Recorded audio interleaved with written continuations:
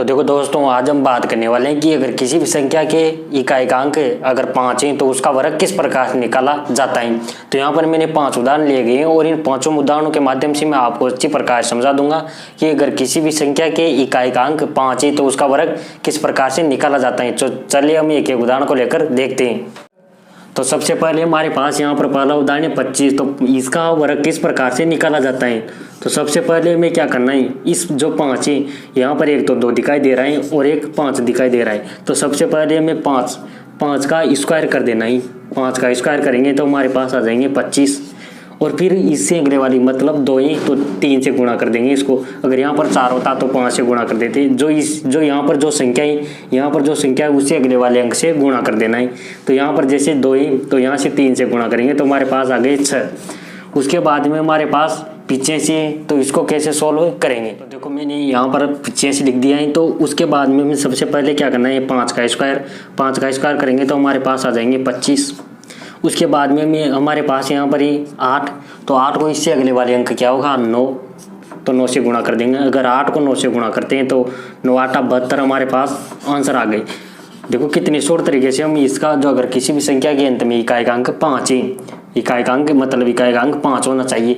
तो अगर 5 का इकाइकांक 5 है तो उसका वर्ग किस प्रकार से निकाली जाती है, आप 2 सेकंड के अंदर ही आंसर ला सकते हैं। तो हम तीसरे उदाहरण की ओर चलते हैं। देखो मैंने यहाँ पर तीसरा उदाहरण लिख दिया। अब यहाँ पर क्या करना है, अब सबसे पहले हमें इकाइकांक को देखना है। इकाइकांक 5 है तो उसका तो स्क्वायर कर देना है, मतलब हमारे पास 25 आ गए।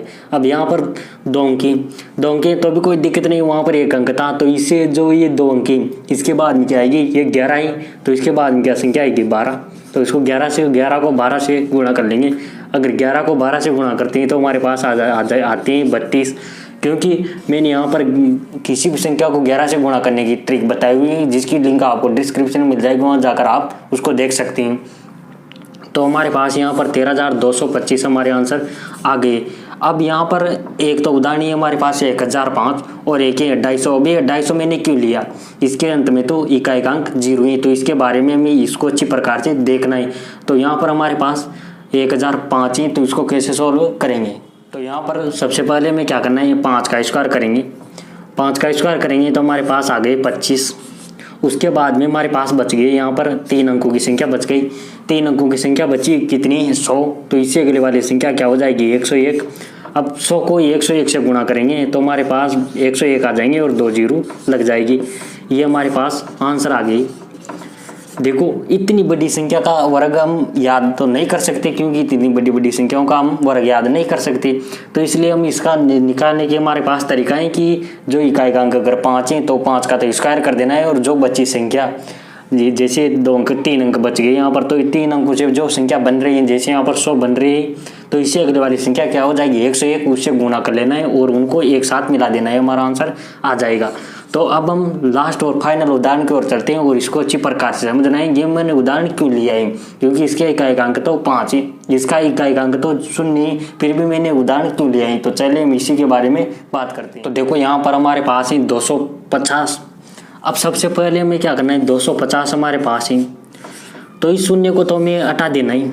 0 को हटा दिया, मान लो ये 25 है।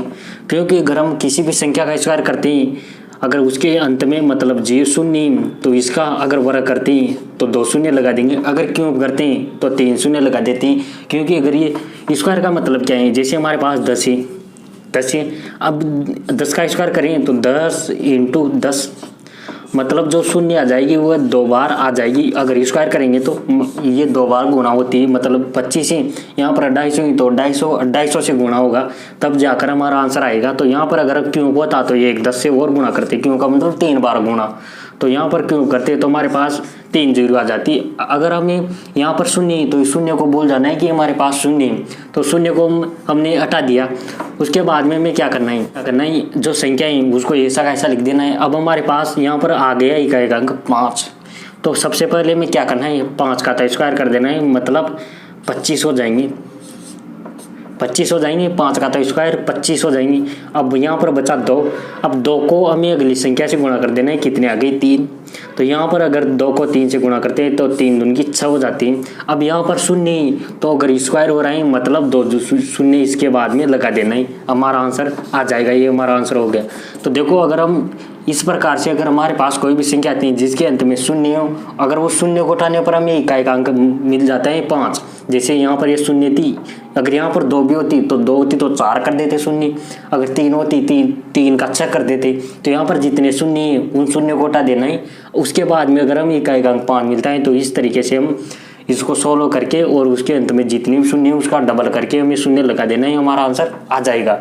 तो देखो दोस्तों, हमने बात की है कि अगर इकाई का अंक 5 है तो कोई भी संख्या ही उसका इकाई का अंक अगर 5 है तो उसका वर्ग किस प्रकार से निकाला जाता है। तो आपको ये अच्छी प्रकार से समझ में आ गया होगा। तो मिलते हैं किसी नेक्स्ट कक्षा में, तब तक जय हिंद जय भारत।